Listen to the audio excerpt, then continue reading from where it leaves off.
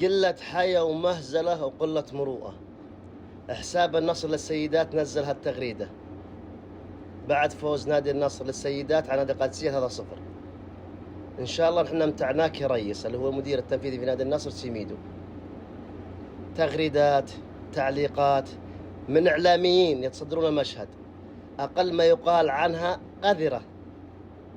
وبعض الجماهير، في بعض الجماهير من الهلال، الاتحاد، النصر، الأهلي عاقلين، ولا الأغلب عاقلين أقسم بالله، مع أنهم أصغر عمرا من الإعلاميين ولكنهم أفهم وأعقل.